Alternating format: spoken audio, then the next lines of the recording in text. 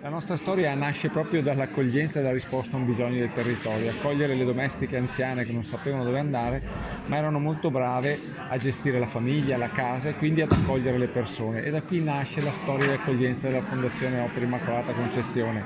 Da 8 longeve attive, accolte, siamo arrivati ad avere 13 residenze, 2400 ospiti e 1700 dipendenti. Quindi quando noi diciamo che la longevità attiva è una grande risorsa per la società, intendiamo proprio questo, perché noi siamo partiti da lì.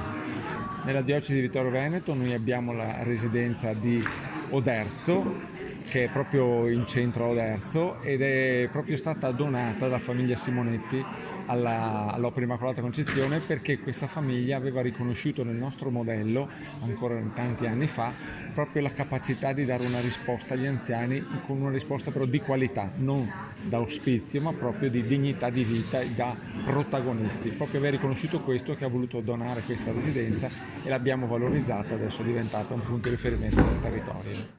Quello che mi ha colpito è stato, no, che dei valori che si stanno perdendo, no? E la società che ha trasmesso quasi tutto alla politica, quello che è lo Stato, mentre che questi, partendo da poco, perché erano queste donne che sono partiti per dare un aiuto a queste lavoratrici lasciate a casa, e sono riusciti a mettere in piedi un qualche cosa, un connubio tra i giovani e tutto quello che sono gli anziani e anche i disabili, lo sport, che è quello dove ci sono delle problematiche.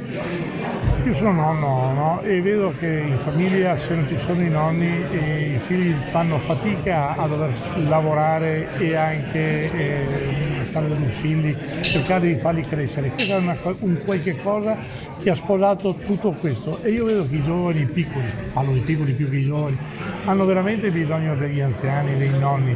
Vedere questa comunità crescere, nascere così e svilupparsi vuol dire che c'è un seme importante. E allora sono quel seme, come Toniolo è riuscito un tempo a fare con la Latteria del Soligo, ma con altre cooperative che sono nate, mettere insieme una comunità, mettere insieme delle persone per crescere, per creare anche cultura, per creare modo di vivere, di stare insieme.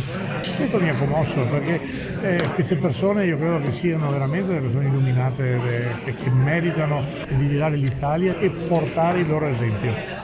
È stato un percorso in crescita, è la prima volta del Festival di Assisi nel nostro territorio, collegato a livello nazionale, un riconoscimento per il lavoro che stiamo svolgendo ormai da alcuni anni sul versante appunto del tema culturale, spirituale, turismo religioso, dottrina sociale della Chiesa, e quindi per noi è davvero una soddisfazione. Questa sera davvero le testimonianze, le esperienze, il premio, le considerazioni che ci sono state, i ricordi e le prospettive di futuro, come ad esempio il tema famiglia per il prossimo anno, ci danno l'idea che è un cammino che sta crescendo, che sta trovando tante sinergie, collaborazione, stima, vicinanza, amicizia, e credo che davvero su questo ci siano davvero ottime basi per continuare a lavorare.